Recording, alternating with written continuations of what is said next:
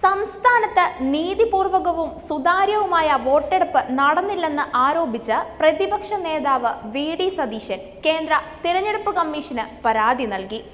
തെരഞ്ഞെടുപ്പ് നടത്തിപ്പിലുണ്ടായ ഗുരുതര വീഴ്ചകളെക്കുറിച്ച് അന്വേഷിക്കണമെന്നും പരാതിയിൽ അദ്ദേഹം ആവശ്യപ്പെട്ടിട്ടുണ്ട്. 2 വോട്ടുകൾക്കിടയിലെ കാലതാമസം പല ബൂത്തുകളിലും പ്രശ്നങ്ങൾ സൃഷ്ടിച്ചു.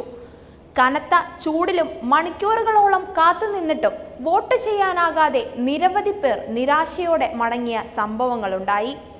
6 മണിക്ക് മുൻപ് ബൂത്തിൽ എത്തിയ നിരവധി പേർക്ക് വോട്ട് ചെയ്യാനാകാത്ത സാഹചര്യവും പല സ്ഥലങ്ങളിലുമുണ്ടായി.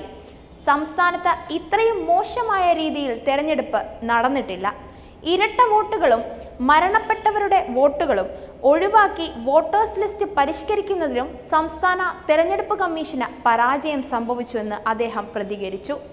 സംസ്ഥാനത്തെ വിവിധ ബൂത്തുകളിൽ പോളിംഗ് മന്ദഗതിയിലായ സംഭവത്തിൽ കഴിഞ്ഞ ദിവസം മുതൽ വിവിധ UDF നേതാക്കൾ വ്യാപക ആക്ഷേപം ഉന്നയിച്ചിരുന്നു.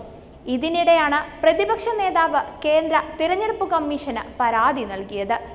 വെള്ളിയാഴ്ച 20 ലോക്സഭാ മണ്ഡലങ്ങളിലേക്ക് നടന്ന തിരഞ്ഞെടുപ്പിൽ 71.16% സമ്മതിദായകരാണ് വോട്ടവകാശം വിനിയോഗിച്ചത്. വടകര, മലപ്പുറം, കണ്ണൂർ എന്നീ മണ്ഡലങ്ങളിൽ അർദ്ധരാത്രിയിലേക്ക് വരെ വോട്ടെടുപ്പ് നീണ്ടിരുന്നു. യന്ത്രം പണിമുടക്കിയെന്ന് പറഞ്ഞ് നിർത്തിവെച്ചതും വോട്ടെടുപ്പ് മന്ദഗതിയിൽ തുടർന്നതുമാണ് ഇതിന് ഇടയാക്കിയത്.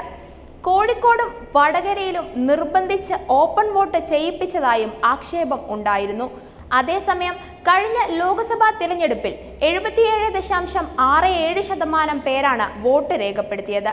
ഇത്തവണ 6% കുറവുണ്ടായിരുന്നു.